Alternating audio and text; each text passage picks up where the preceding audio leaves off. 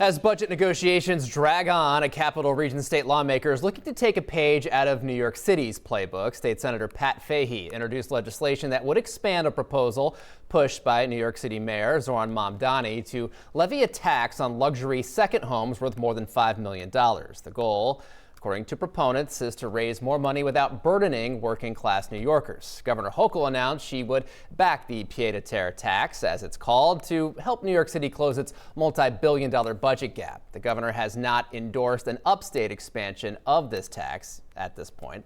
Here to walk us through the idea and the potential hurdles is Raymond Sanseverino. He's a commercial real estate attorney for Loeb Loeb LLC out of New York City. Raymond, it's good to see you. And before we get to the idea of expanding this tax on second homes upstate, you've been a vocal opponent of this idea in New York City. Why are you opposed to it, and what impact do you think it'll have on the real estate market downstate in particular? Yeah, thank you for having me.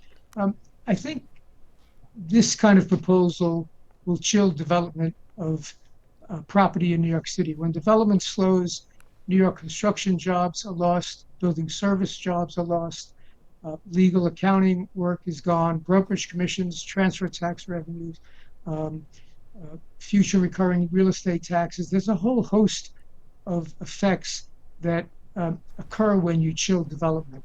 You know, anytime you interfere with the free market, you're going to find results that are unanticipated. As we've mentioned, Senator Fahy thinks this idea would help upstate towns and villages generate some revenue. There is an opt-in wrinkle here. I want to mention that. But are there enough $5 million homes in upstate, do you think, to make this workable? And could this just drive those who have second homes in upstate to take their business elsewhere?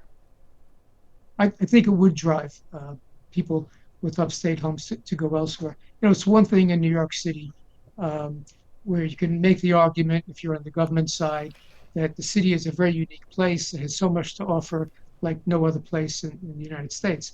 I think the upstate communities have a different issue. You know, they're lovely, but Connecticut also has lovely upstate communities. New Jersey does. And if the tax burden is much greater here, I can see people trading a home in Ridgefield, for example, Connecticut, for one in Somers, New York, Chappaqua, New York, where taxes are higher. Quickly before I let you go, Raymond, the idea is to raise $500 million through this tax annually in New York City, but even the New York City Comptroller estimates it would be lower than that. Is this a reliable revenue stream if this is actually put into law? I don't think so. I think you're going to see many contests in court about the law, about the application of the law. You know, it's not clear. The governor originally said we were going to look at assessments. There aren't that many properties assessed at more than $5 million. Then they change it to a market value, but I'm not sure who's going to determine market value. One of the things that she has talked about in her press release is the fact that people with pied-à-terre homes do not pay income taxes. That's true, but they do pay property taxes. And yet they don't use the services that the property taxes are designed to pay for.